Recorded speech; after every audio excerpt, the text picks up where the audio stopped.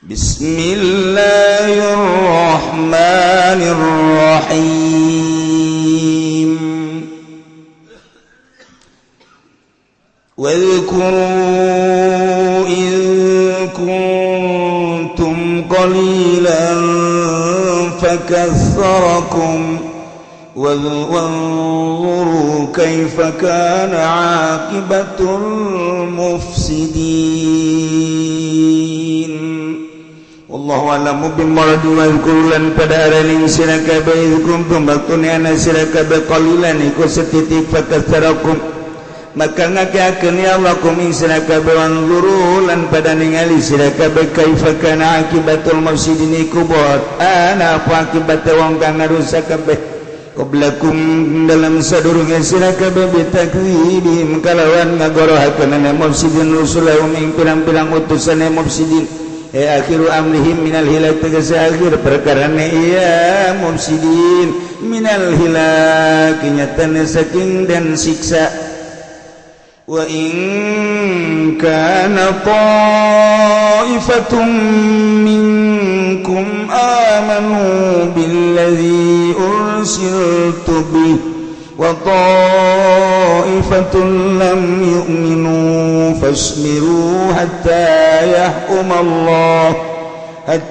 yahkumallahu bainana wa huwa khairul hakimin.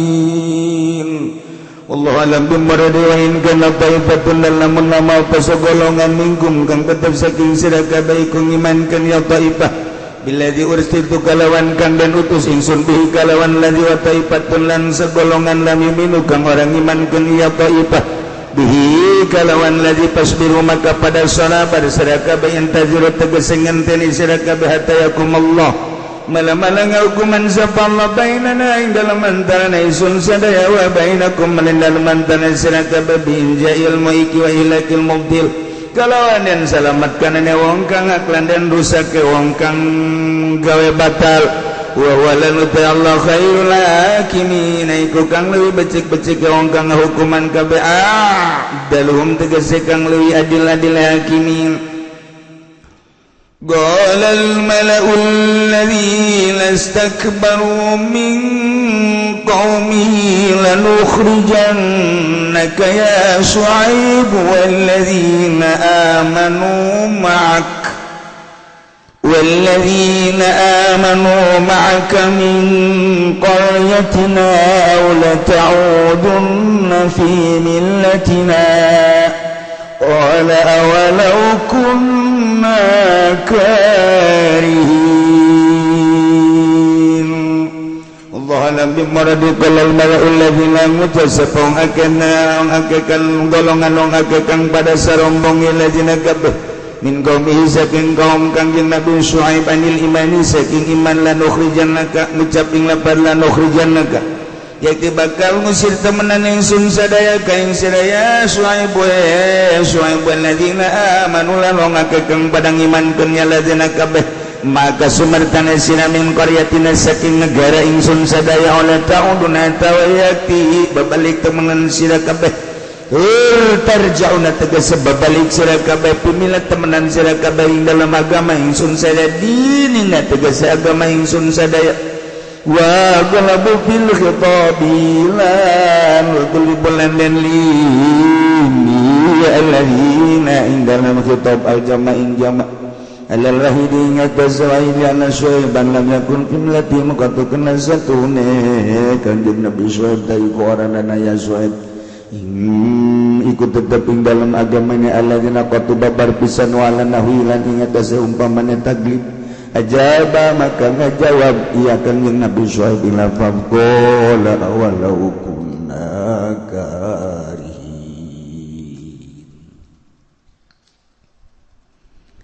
Ngelanjutkan kisah tentang umat kanjeng Nabi Syuaib alaihi salam. Kanjeng Nabi Syuaib teh hirup di negara Yordan, perkampungan Ma'an. Ibu kota ngaranna ibu kota Ma'bad. Kemudian negara ngaranna Yordan. Kabeneran di Madian. Ibu kota Madiana ngaranna Mabda. Perkampungan imahna ngaranna perkampungan Ma'an.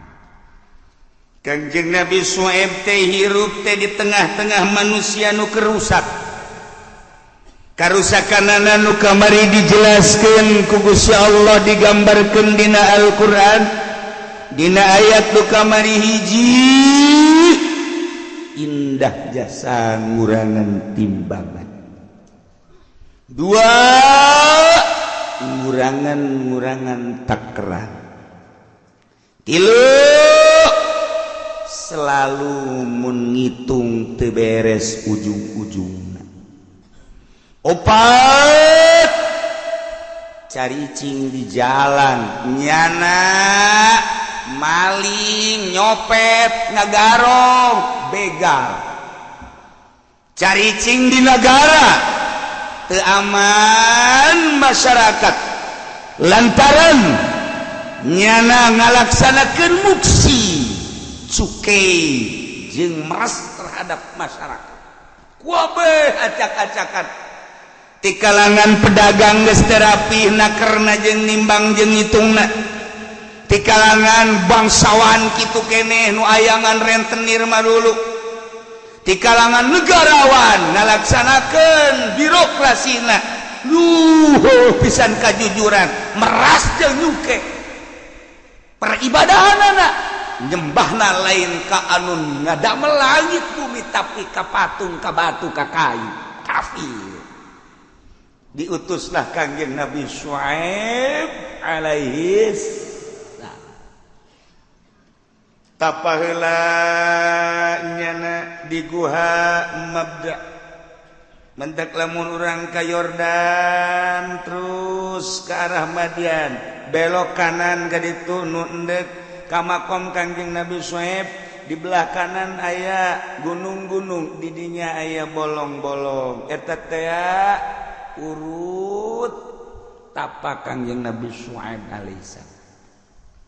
Belah dituna aya gunung khusus, gunung Mabda. Eta aya liangan, aya dibentukeun tihang di hareupna, aya liang mun urang asup teu bisa bari nangtung kudu bari mendek.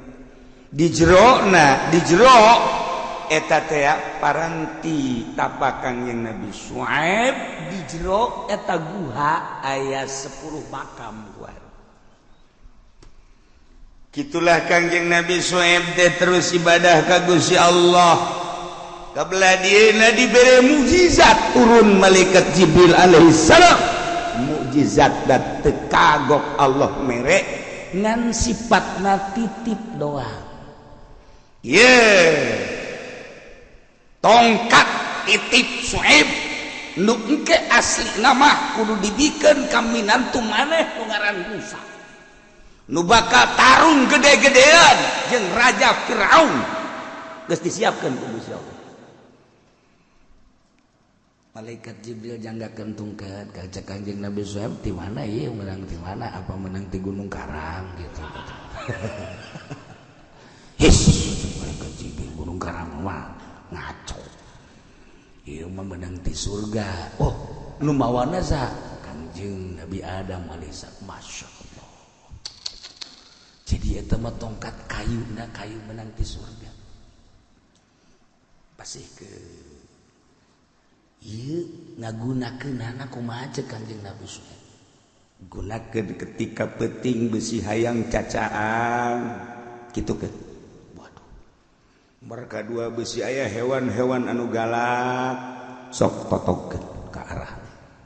Bahkan lamun hayang ningali ngabuktikeun keistimewaan ieu tungkat ketika anjeun Syuaib berhadapan jeung orai leutik atau orai sedang atau orai gede sok geura kitukeun bakalna salangat sorangan eta situngkeun. Cek kanjeng Nabi Syuaib, wah geus lang hiber deui malaikat Jibril. Kaluarlah kanjeng Nabi Syuaib bawa tongkat. Tetep jalan kita hayang ngabuktikeun. Sakajeu Syuaib Iya warai. Coba cek ya dan teh nya da geus sarua aja jelema panjana. Atuh lain jelema deui jelema leuwih ti jelema. Bener bae. Nyana turun ti Gunung Mabda. Kemudian kahandap leuweung Yordan teh. Rada aja ongkolnya rada kanu bala. Rada aja nya. Ternyata geus disiapkeun aya orai dinya. Woi, orai. Nyana ge tetep rada ngarenjang. Sebab orai itu gede, ari tungked sabira tungked kan sagede kieu. Aya bisa ngadahan. Tapi nyana yakin nu mawana malaikat Jibril alaihissalam mukjizat ya. Begitu orai itu hudang calangap nyana ngarenjang hampir ngajedag gitu. Gede teuing nyobana. Cak Allah dicoba kudu letik-letik mah kagok meneng gede. Langsung oraina dikitukeun maksudna mah moal dibalangkeun. Moal dek dicekelan jadi titahna ge dicekelan bae, cek malaikat Jibril cekelan bae asal dikitukeun huluna. Kulantaran kaget kabalangkeun. Henteu maksud mah teu maksud. Kabalangkeun dah, nyana geus leupas aing digegel moal yeuh. Jadi kaget nama hiji eta kabalangkeun, nomor kadua nyana kan geus teu nyekelan eta mah kan kaget. Pokos anu di Taman Safari, eta kan dibere besi. Jadi lesa tungtung besi na dicekelan teh mau daekeun aya besi. Eta teh besi mana di Palembang. Berat besi di Palembang aya anti maung. Di Palembang teh aya anti maung besi. Mun dicekel ku urang moal eta mah. Kula aya boga kula besina. Bener ieu mah besi endek nyobaan ka ditu los. Kula mah can nyobaan besi endek los. Kula ge boga ngan can nyobaan. Coba bae besi endek di bawah mah. Kiai menang di mana? Ulah tatanya nang di mana heulanan. Maksudna coba bae ka ditu. Lamun memang bener teu di dahar asli berarti lamun teu di dahar, lamun di dahar atuh geus sakitu ayana. Aduh. Barang dibalangkeun teu kabalang teu maksud dibalangkeun kabalangkeun ku Kangjeng Nabi Syuaib. Orai anu dicekelan tongkat nu dicekelan kabalangkeun ngerbingan jadi gede. Calangap ngagedean orai nu aya. Atuh pan Kangjeng Nabi Syuaib ge kaget. Tongkat jadi orai. Engke kumaha aing nyokotna deui. Aduh kaget jadi kaget. Wow, orai dilegleg, glok. Datang kepeak orai. Nyana geus diebe di sisi gunung. Aing nyokotna kumaha ieu? Ceknya nyokot deh ya. Wah, bisa-bisa Jibril turun deh nyarekan aing gitu. Waduh. Tapi tekebel eta tongkat ngaletikan orai eta. Biasa deh ya kadinya Kangjeng Rasul dikitu-kitu. Orai lain ya. Ya toelat tuh jangan toelat. Geus jadi tongkat dicekel. Plak. Berangkat Kangjeng Nabi Syuaib dakwah. Ya Allah ya Rabb. Kangjeng Nabi Syuaib dakwah dibere mukjizat ku Gusti Allah tongkat sanajan eta merupakan titipan nu kudu dibikeun ke kapiminta pinantueunnyana ketika geus jadi jeung anak manehanana ieu Kangjeng Nabi Syuaib dakwah terus-terusan barang penting asal hudang dakwah lain narurut saat eta endahan nyieun persekutuan masyarakat dihandap dihiledan ku kelas menengah dihiledan ku tokoh-tokoh masyarakat bangsawan kausi kabeh lantaran ieu Kangjeng Nabi Syuaib nitahan ibadah teh ka Allah anu ngadamel langit jeung bumi sementara loba nu geus kangeunaan kapan pemerintah tokoh masyarakat diberian dihandap dengan gaya nyana masuk ke kuil-kuil ke kelenteng masuk ke berbagai tempat peribadahan patung diberian tetap Kangjeng Nabi Syuaib dengan gagah nyana dakwah terus aya jelman muhina jasa datang ka Kangjeng Nabi Syuaib ya Nabi Allah kula panempokeun cenah di imah kunaon kula gering pemajikan gering anak gering ayo lamun calager kabeh kula dek iman nah lumayan ye cek Kangjeng Nabi Syuaib boga 3 mah ye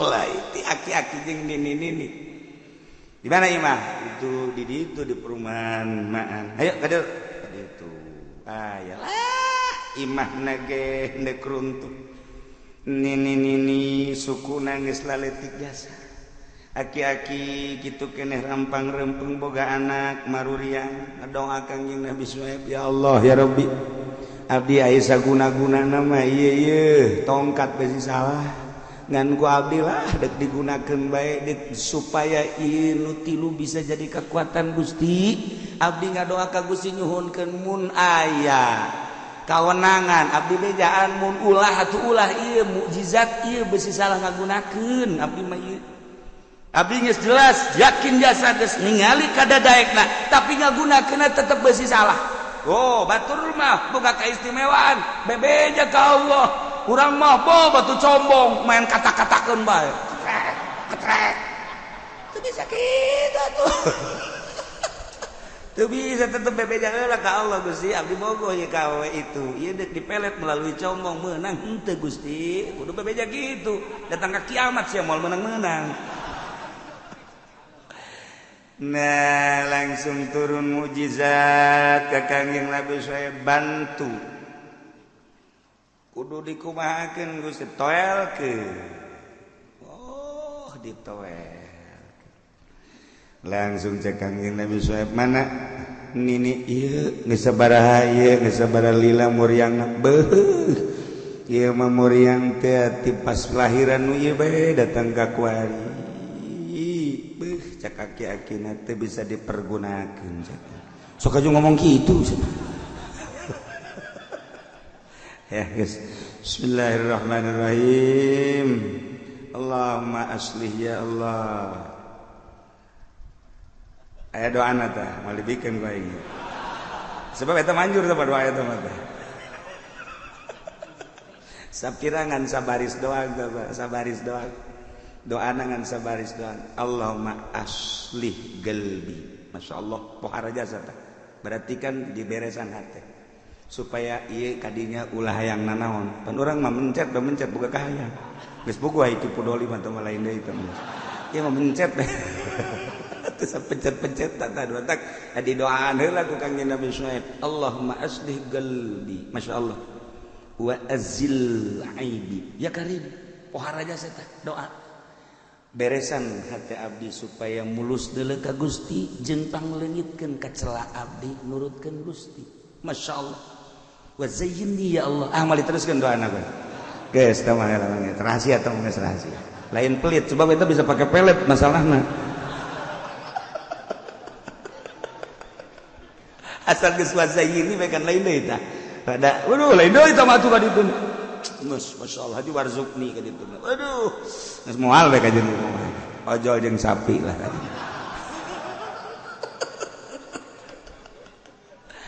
ieu mah doa mukjizat lain lalagaan langsung diusap sabada di doa toel ku Kangjeng Nabi Syuaib si sukuna si dampalna di toel toel hiji deui harita keneh si nini ngaluncat cager cak eta cager langsung ka hareupeun Kangjeng Nabi Syuaib asyhadu an la ilaha illallah wa annaka Syuaiban rasulullah langsung mana deui nomor yang itu anak di juru geus teu daya teu upaya langsung toelkeun ku Kangjeng Nabi Syuaib kana embun-embunana langsung sari kikiran udahnya naga sarua maca 2 kalimat syahadat asyhadu an la ilaha illallah wa asyhadu annaka ya Syuaib rasulullah langsung bapakna maca 2 kalimat syahadat keluar bareng jeung Kangjeng Nabi Syuaib dakwah berangkat tiluan boga umat tilu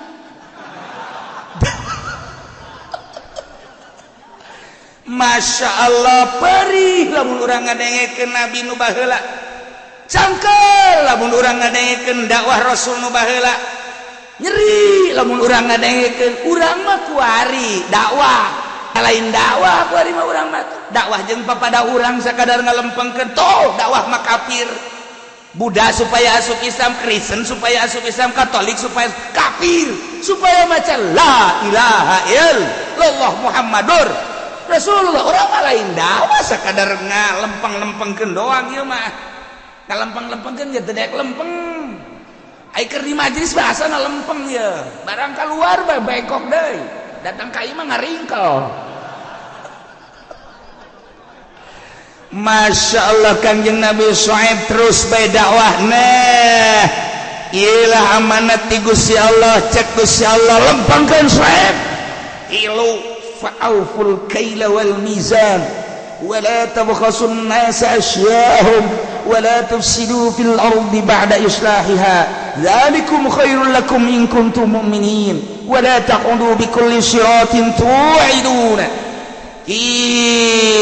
وتصدون عن سبيل الله وتبغونها من آمن به وتبغونها عوجا eta nu didakwahkeun sakumaha kamari cek Kangjeng Nabi Syuaib wazkuru id kuntum qalilan fakassarakum tina tilu berkembang pan boga dulur pan eta nya nu tiluan teh boga dulur ngadatangan dulur hehe ulah cicingeun Nabi Syuaib teh rasul boga mukjizat naon mukjizat tungkeun di antarana hehe kuda ditoe urang cageur kabeneran cenah kula rada torek geus leutik ieu ai setik-setik gua usul diangsongkeun atuh nu gede-gede bae nu gede-gede itu cenah cuma nanya ngabuktikeun datang ka Kangjeng Nabi Syuaib ku Kangjeng Nabi Syuaib nya can menta-menta aja lina kade dicekel ku Kangjeng Nabi Syuaib digosok-gosok ceulina ih yang cek cenah nu torek teh can bebeja-bebeja can dia korek-korek cager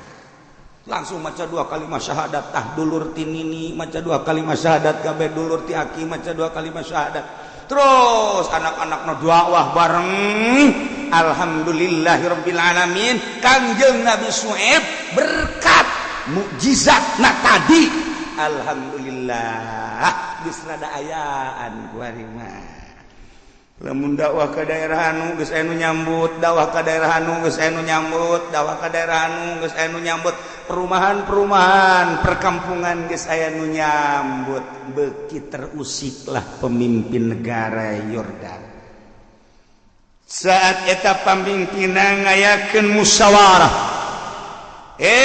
para penggawa ulah cicingeun Yordan milik urang maju mundur di tangan urang ulah diantep nu ngaran Syuaib pilih di antara dua bunuh usir lakukan tidak mau tahu ohara jasa emang kumaha kitu lalakonna jadi rasul mentek makin bupar nomor hiji Kangjeng Rasul cocobana paling gede kedua wali-wali Allah cocobana gede ketilu ulama salafus sholihin cocobana gede makin luhur makin loba cocoba aja makin gede urang mah pikiran teh lain kitu makin luhurnya na makin loba berkat mah sia maka berkat bae pikiran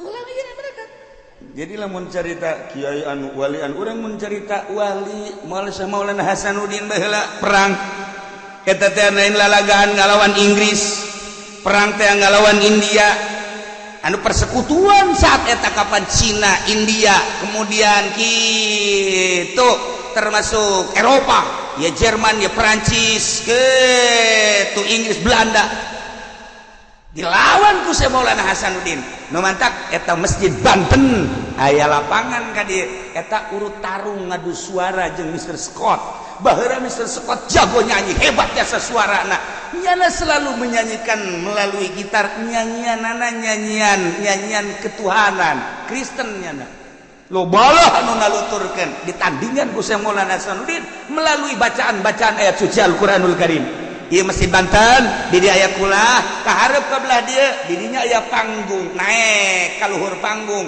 Syekh Maulana Hasanuddin mendengungkan Al-Qur'anul Karim jam 12 peti begitu dibacakan ku Syekh Maulana Hasanuddin Al-Qur'an jelema harudang kabeh daratang kabeh ya Allah ku ngeunah-ngeunahna suarana coba bacakan ku Haji Pendi atuh anu keur hudang ge molor tak ieu nu eta turunan Syekh Maulana Hasanuddin mah ulah kaget mun ngarenaheun suarana di dituna. Oh, adu kekuatan kan eta adu kekuatan suara eleh Mr. Sekot kusaha ku Syekh Maulana Hasanuddin lantaran hebat jasa Syekh Maulana Hasanuddin daya tarik suara bakhroja dan lain sebagainya setelah Syekh Maulana Hasanuddin membacakan Al-Quran langsung dijabarkan dakwah lobalan warasub Islam otomatis kan peperangan perang Syekh Maulana Hasanuddin memang teu perang eta si jagur nu dimimitianana baheula ngaranna Ki Jibat kemudian Ki Kuat kemudian Ki Amuk kemudian Ki Jagur ye atuh urang-urang Banten teh nyokos kitu acan eta Jagur teh ya nu kabari mulai caritakeun anu ngan saukur boga daya 65 meter tapi dengan doa Syekh Maulana Hasanuddin tulis alif ba ta sa alif la saifa illa la fata illa alif la saifa illa dzul faqar isbir eta bacaanna alif batasa nah matak lamun eta diwirid urang gagah kos jagur ye coba teu cenah kiai wiri menta wiridanana ulah geus mah gelut bae ke jang perang tah mah jang perang mang perang kayak dibere pokona mah asal perang bae geus teu kudu wirid di inuman sakali tembak bae ya aduh kiai tah teu kudu di inuman kos itu bae bakal paeh wah atuh geus bae kos kitu bae tah jadi teu sembarangan eta ditulis da alif ba ta sa kahadnap di dieuna kasisi ka dieu terus belah luhurna khairul ummah itu naon karangaranna khairul ummah subutul iman eta tulisan aya 2 di luhur tinulis bintang na dihareup aya nu kadeuleu mun urang bisa neuleuh bintang urang kabareneh di dihareup teh aya nu genep aya 7 aya 8 9 kadeleuna ku urang kumaha kadeleuna bang kumaha perang makin luhur makin perang kuari ge ulah kadeleuna ngeunah-ngeunan sebenarnya mah nu hararebat eta dicoba ku Gusti Allah mun urang na teu nyaho cobaan kan terhadap dirina nyada teu pernah nyarita teu meunang batal mun nyarita teu meunang urang mah kakara boga masalah setik haji bebeja bae kunaon kunaon teu kuat kunaon pepes hulu aing atuh kunaon dipepeskeun emang kunaon nu kolot marah bae urusan kos kitu mah geus teu kudu bebeja ka aing itu pepeskeun habak hulu sia aduh cenah hulu nu handap ngeunah hulu nu luhur puyeng atuh sia teh ngeunahkeun hulu nu handap ngalobaanlah kuari ngalobaan iyalah pemimpin-pemimpin bangsawan-bangsawan tokoh-tokoh nyin persekutuan untuk melawan Syuaib numantaku guru cek Kangjeng Nabi Syuaib maneh kudu areling kudu aringat il kuntum qalilan ketika maraneh teh saeutik baheula pakasarakum kemudian dilobakeun ku Gusti Allah saeutik lantaran sesa maneh teh siksa di zaman Kangjeng Nabi Lut sesa siksa Kangjeng Nabi Lut di zaman Kangjeng Nabi Soleh geus tersisa lantaran siksa saeutik bilangan teh dilobakeun deui ku Gusti Allah fakir baheula disugihkeun ku Gusti Allah lemah baheula dikuatkeun ku Gusti Allah nu sabenerna mah tina lemah jadi kuat tina fakir jadi sugih tila saeutik jadi loba kudu inget ka nu merena ka Allah mestina mah kudu taat lain kudu maksiat dakwah Kangjeng Nabi Syuaib wadkuru id kuntum qalilan singareling ketika maneh baheula saeutik jadi siksa baheula teh ku Gusti Allah kemudian berkembang biak jadi loba kosa geusna loba kuari maksiat lain taat mestina mah tatadina saeutik loba jadi taat tatadina lemah kuat taat tatadina kitu fakir sugih kudu taat wanzuru kaifa kana akibatul mufsidin deuleu ku maneh kumaha coba akhir-akhirna jelema anu jeung karusakan ngabohongkeun ka para rasul-rasul Allah di baheula nu ngabohongkeun ka rasul Allah disiksa ujung-ujungna umat Kangjeng Nabi Lot diangkat tanda ka luhur buatingkeun siksa umat Kangjeng Nabi Soleh ledeg jeleger umat Kangjeng Nabi Hud angin teu kira-kira siksa kabeh ge coba wanduru deuleu kaifa kana akibatul mufsidin wa in kana ta'ifatum minkum amanu lamun bae segolongan nu hariman billadzi ursiltu bihi kana syariat hukum nu kudu diutus melalui mawa hukum eta wa ta'ifatun jeung golongan lam yu'minu teu hariman dulur pasbiru salalabarnya hatta yakumallahu bainana sehingga Allah ngahukuman di antara urang wa huwa khairul hakimin Allah nu pang bagus-bagusna jeung mang pang adil-adilna tukang ngahukuman tetep urang ka Allah bae sing sabar mulai ka usik penggede setelah manehanana ngadenge terus-terusan dakwah Kangjeng Nabi Shu'aib melalui tongkat nu selalu dibawa kadang bisa pendek kadang bisa panjang tongkatna maka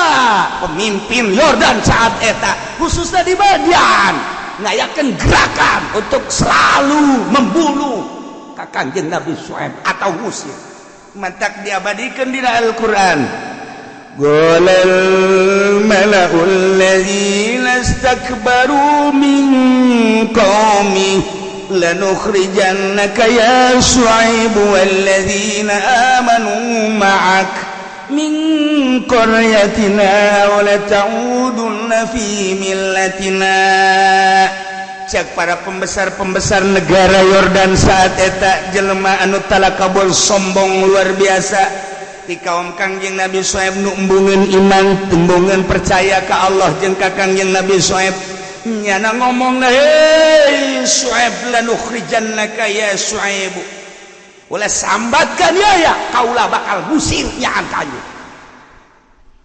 walladzina amanu jeung jelema-jelema nu nuturkeun ka maneh pengikut maneh bakal diusir min qaryatina tina negara kami ulah aya hiji-hiji acan boro hiji sapopong ulah aya edet awala ta'uduna atawa maneh kabehan buar balik deui fi millatina ka agama kami agama nenek moyang pilih di antara dua lamun maneh yang salamet balik deui ke agama kami lamun maneh tetep bae diusir ku kami di samping pengusiran pembunuhan ya Allah ya Rabbi endeu kumaha mamarukan mulai ayah kekerasan terhadap kaum Kangjeng Nabi Shu'aib anu nuturkeun Kangjeng Nabi Shu'aib geus puguh nu dibunuh nu kamari hiji terbunuh jawara-jawara anu geus dipersiapkeun supaya ngabunuh Kangjeng Nabi Shu'aib mundur ku ari lantaran jawara nomor hijina kabari nu deuk kalawan Kangjeng Nabi Shu'aib modal kamari geus dicaritakeun panggil ku penggede negara coba sas anu siap ngabunuh nyana culak cileuk syaulah ih aing mah kebenaran teu mah pedang aing tah lain kitu syaulah sih kabeh sararieu menghadapi Kangjeng Nabi Shu'aib emang kumaha gitu gagah Kangjeng Nabi Shu'aib matak Islam jadi pemimpin kudu gagah teh ya nah iya dalam rangka menghadapi musuh Allah geus urang jadi boga presiden teh kudu gagah terus sia maju seuri wae meureun presiden sia teu gagah bener ketika Amerika ngalawan ka urang lamun teu gagah ujana mah diajak belusukan perang ieu mah lain belusukan.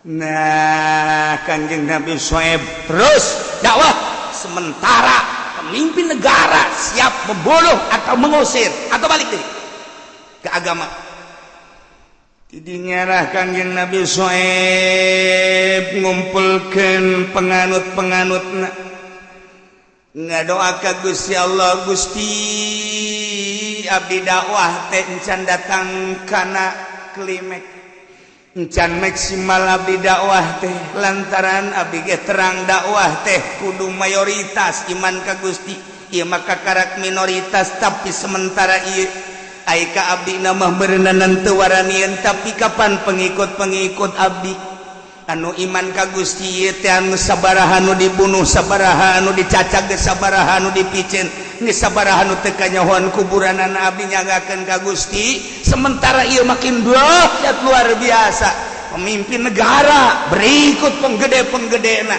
ieu dekayakeun pengusiran nyanggakeun sadaya ka Gusti Gusti kudu kumaha ieu abdi teh nemanta Kangjeng Nabi Suhaib ngajawab qala awalau kunna karihin qad iftaraina 'ala Allahi kadziba wallahu alam bisawab.